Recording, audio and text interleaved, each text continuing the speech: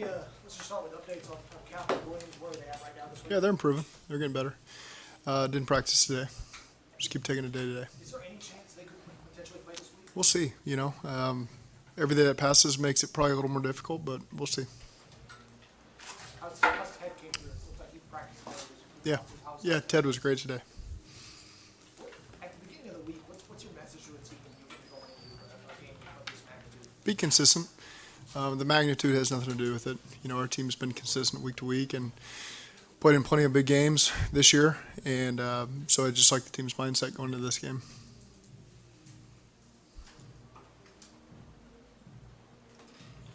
I think Brian was talking about how Joe can be locked in, but also be loose when he needs to be, and kind of just doesn't really get too tight as the game progresses. How important is that for a quarterback not to be so tight when a big game, when the games get deeper into the season? He trusts his preparation, and your preparation leads to confidence, and that's just what you see from Joe and all of our players is they know that they've prepared themselves to reach their potential as a player, and so when they walk on the field on Sunday, they're relaxed. I know you said you wait till the end of the week to get your reports, but with Mahomes, do you watch the videos to see what he's doing a little bit, just that they're out there, or kind of read up on his status? I mean, is it any different? You follow the injury reports day to day, but you take it all with a grain of salt. Zach, in 2020, what made Joe Mixon a guy you wanted to extend and build around? I thought he was a great leader for our team, brought a lot of good energy, works his tail off, loves to practice, loves to play football, just loved his energy. And how have you seen him evolve as at one point he was the feature power back, 2019 was a run first offense. How have you seen him evolve to now it's like an efficient run game? How has his game evolved as you guys have evolved? I think he just understands, what's important as an offense geared towards winning. And as we continue to add more weapons, that makes everyone's life a little bit easier when you can spread it out and capitalize on the opportunities you get in the run game. And the efficiency is the key. Make the most of your opportunities. And I think our running backs really understand that. What did you learn going into Arrowhead last year for the AFC Championship that you could lean on this week coming into it? I don't know that we learned too much. It's just we've played in that environment before, and so you've got that to fall back on. So aside from really just playing in front of their crowd, we've played this team several times now, and so that's probably what you draw on the most. How does that environment compare to what you just faced in Orchard Park? Arrowhead's one of the toughest environments to play in. I thought last week was tough. It's a great environment. Their fans are into it. Same thing in Kansas City. It's a fun atmosphere to play in if you're part of the NFL, and so our guys look forward to it. How frustrating is it when your quarterback makes one of the best throws he's made all year, the receiver makes a great play on the other end, and it's taken away on review? How frustrating? I know it's frustrating to the players. They had great plays taken away from them. How frustrating is it as a coach? It's just points off the board. 4 points off the board, and those are the plays that we emphasize. Being a great red zone team and a great third down red zone team and making the most of it. It's a play we've repped a lot. Mixon scored on it against the Saints, and felt good about the look and had the opportunity there, and it just didn't quite come through for us. You in your team meeting before the Titans game talked about the back half of your schedule and started the whole they got to play us thing, and then the next day pushed up their screens out. Did you think it was going to go as viral as it has? I don't ever really plan for the viralness of anything. It's just kind of how your message is at that time, and I've probably had a lot of other that should have been viral worthy that just weren't, because that no one will ever know about. But sometimes things like that just catch on, and it's fun to be a part of when that happens. Ted Karras said that your meetings the night before the game are about 5 minutes. Why have you learned to maybe make them shorter? What's your reason behind cutting down to 5 minutes? Yeah, my strength is not to speak for 30 minutes. I don't have that much that's worthy of their time, and so you try to keep it concise. That's how I feel when I'm in the audience oftentimes, is I just want the meat of the message. And, I'm sure I've been long-winded before. And so, again, you try to continue to grow and keep a concise message that the guys can really take in, and learn something from, and that's what we try to focus on. Both your coaches and players have said that those messages have been big impacts. How much time do you put is it something that takes a little bit of time to construct? What's it like? It just depends. Some weeks I've got the notes app in my phone, and so there could be different times. I've probably got all lists of things that I've thought about over the week, and sometimes it just hits you, and you put it in there, and then a day later you don't like it anymore. And I've certainly got tons of resources here in the building with people that have been great, Doug and Joey, and all sorts of people that have helped in that messaging.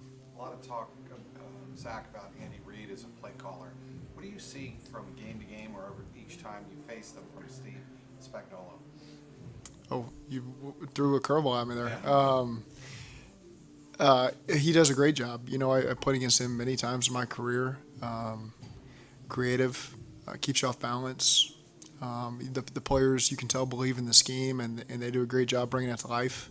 So they're put in good positions that make things difficult for you. And so, again, he's a big reason why they continue to be in this position. They got a great defense. They got good players, but they utilize them the right way as well. Does he throw a lot of different wrinkles each different time you face him? Or in the last 3 times you faced him? I think that they have a good amount of defense, to pull from at different times. And of course, like anything, it can evolve from week to week. And so, again, he can just play a lot of his own coverage. He can pressure you. He can mix it in there. And they've got a lot of ways that they can utilize their players. Earlier in the week, you talked about, or in the season, you talked about Burrow being in the MVP race. What's it like to see him as a finalist for the award now at this point in the year? I think he's deserving of anything that comes his way. He's one of the greatest players in this league, and those are usually the types of guys that should be in that conversation. And I've said it a million times. We're fortunate to have him, and he keeps leading this thing, and it's good to see him play like that. You drafted or otherwise acquired a lot of players who in college were playing for won championships. Is there intent behind that, and why is that important to you? Well, they've got a good baseline to pull from, and they know what it takes to be a consistent winner and to win championships and play at a high level and play through extended seasons. A lot of these college seasons, I don't know when that game was, January 10th or something. That's pretty deep into the NFL season as well, and so they've got the stamina to pull through. That's not critical. There's plenty of people that didn't play for championships, but we just want that mentality, that mindset, and that understanding of what it takes to be consistent in meetings and at practice. And not just the beginning part of the season when it's a little bit easier, the first 3, 4, 5 games, but to maintain that consistency throughout. I think there's a lot of college programs that do a great job getting their guys ready for the NFL that way. And, if it's 50-50, oftentimes you're going to pull a guy that know's got that in him. Kind of on that same note, do you look for qualities, guys who could be as successful as you can be against elite quarterbacks, and how much do elite quarterbacks like Mahomes impact the types of guys who want to add to the defense? I think their starting point for us is guys that fit our scheme, and obviously as you continue to play in this division is critical because that's the best ticket to the playoffs and all the things that you want to do is winning your division. Obviously in this specifically this conference, there's so many great quarterbacks. That's a given that you're going to have to prepare for that. But the starting point is how does it fit our scheme? How does it fit our division? And then move on from there. Preparing for Chris Jones, you've had to do it a lot. Does it Yeah. get any easier? No, it doesn't. He's seeing the MVP conversation too. I mean, he's a great player. He always gives teams a real headache to go against, run and pass. You can tell how smart of a player he is. I don't know, I've never met him, but you can just tell his style of play is he's a very intelligent player. And so, again, he's a real challenge to go against. Your team throughout the years has been pretty vocal about its confidence, about beating other teams before they play them. What's it like to kind of see that, maturation? What's it like as a coach? I mean, do you kind of warn, hey, we don't need to say this or that and the other? Do you kind of encourage, if you feel confident, go ahead and try that? Our guys put in the work. Of course, we want our focus to be on our team, and at the same time, I want our players to have that confidence, at least that edge, and they're not afraid of anybody. They know that they've put in the work. They know that they belong in the field with everybody. There's certainly a balance there that you have to strike. Joe Burrow, the leadership and the poise he shows, like he says, he doesn't get too high or too low, in games. Like, how much have you seen that progress from the day you guys brought him into just being in his second AFC Championship game? It's never changed. I don't think I've seen it progress at all. I think it's how he's been probably his entire life, as long as I've known him. His personality has not changed. His demeanor has not changed. He's just got the right edge to him at the right times, and the other moments where he can pull back and relax a little bit, and that probably stems from being prepared at that point. He knows he's put in the work, and I don't know if relax is the right word, but yeah, he's got the right edge to him. How much fun has the chess match been between Chase and the Chiefs corners? As the way they've played him has kind of evolved over the last year. Different corners, they've last year was different guys. This year's different guys.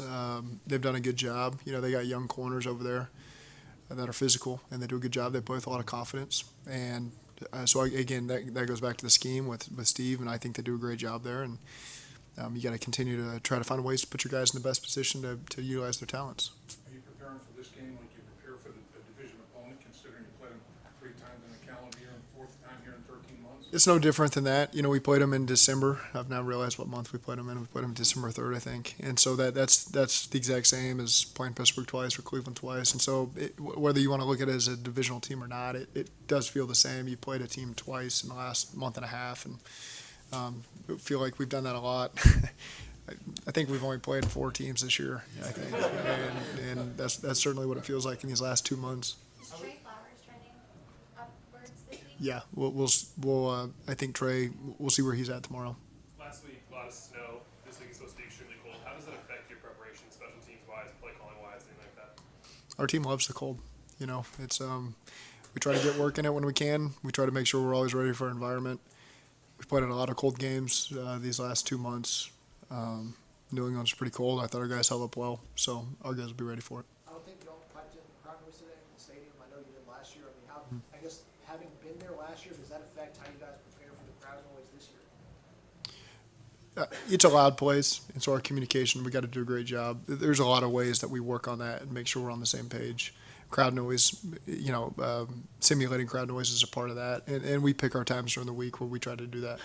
Yeah, they're pretty happy with the communication that went on last week. And Yeah. It didn't look like there were any glaring assignment errors. Communication was pretty good. It was good. I thought that the guys really did a nice job. They're on the same page, and was proud of the way that the guys handled the communication. For the last 2 times you guys been on the field, it snowed and it sleeted today. Did you like the fact you got a little bit of precipitation out there and you got a little bit of I did. I might have been the only one, but I enjoyed that.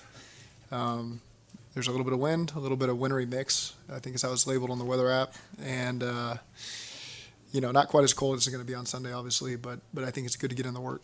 Is that the reason you went out, just for knowing that it's going to be cold, you want to get outside? And, we were always inside on Friday, and so you just got to take what you can get. If you can get outside on Wednesday, who knows what tomorrow's going to be like. I haven't dove into it too much, but again, you could have a rough day where you got to be forced inside, and then you didn't get a chance to get outside all week. So just want to take advantage of it when we knew we could do it. Zac, I don't know that your fans are staying outside to get conditioned for Sunday, but do you have a message for them ahead of this AFC Championship? I know our fans will be ready. I know that they're going to show up and be as loud as they've ever been. We had a great group of fans that were there last year in Kansas City. We had a great group in Buffalo. I've seen the bar scenes firsthand here in town. They're great as well. And so I know that our fan base is going to be amped up and ready to support us in this one. Zac, you talked about Joe's demeanor and not changing. I was talking to Brandon Allen in there, and he said that coolness, that's a unique trait. Because you get to this point where you guys can make most of the throws. Is that something that makes him, that sort of sets him apart? Is that ability to sort of remain level and have the heart rate stay the same even when the situation is spiked? Yeah, and again, I believe Joe may give you a different answer, that it just goes back to his preparation can lead to that demeanor. He's so consistent with his approach, which leads to me trying my best to be consistent, to give him the information in the same rhythm every week, to keep that routine. But he's just always so prepared and locked in, and so there's a calmness that comes with that when we all know what it feels like to scramble at the last second when you're not prepared for something, and to give a presentation or to do something, and deep down you're not really ready. And the difference when you've put in all the work and you walk up there and you nail it. And that's I feel like our team embodies that. They put in the work, and so then you all feel their confidence as they talk, because they know they're prepared, and we're not there yet. We're only on Wednesday. We still have 2 more big days of work. But that's just, I think Joe's a great example of our team and just that calmness that comes from being prepared when you walk out there on Sunday. Can you ever remember him coming off the field and saying, I have no idea what the hell happened? Has he ever done that? I didn't know where you were going to go with that, but no, I've never heard him say that. No. That's got to be a bad feeling. I talked to coaches that have had that happen. Quarterback come out, and they ask him what he saw, and he looks, I don't even know. I don't have an answer to the test. I don't even know what the test is. I think the biggest challenge is when a team busts, and then you don't know what happened, and because it's not as sound as maybe you anticipated it being, and that usually leads to the biggest challenges. But at this point of the year, you don't see much of that from the teams we play. Joe was saying that one of the things that he loves about playing here is the communication and the back and forth between himself and the coaching staff, you and Pitch, Brian, obviously. Do you ever remember a time where you had to say, no, we're not going to do that? Or he makes a suggestion, he's like, you're like, no, we can't do that. Well, I try not to make a habit of saying no. You try to think through the reasons why or why not first, and then you reach a decision. And ultimately, I've got to make that decision as the head coach and the play caller, and and understanding all the reasons why you can or can't do something. But I try not to just say no as your instinctive answer, and try to gain all the information, and then if that's the best decision, then let's go with it. So there's plenty of dialogue that way. I think it's good that he throws out a lot of suggestions. The other quarterbacks throw out a lot of suggestions. There's a lot of dialogue in that quarterback room that the game plan evolves. I mean, we put it in as a staff, and then we go in the quarterback meeting the next morning, then we come out of the quarterback meeting, and it's evolved, and then you got to relay it to the other coaches because of the dialogue that goes in there, and they put in the work. They've got a great understanding. They're on the field. They have to execute it. And so there's a lot of that. Again, it's an evolving game plan over the course of the week.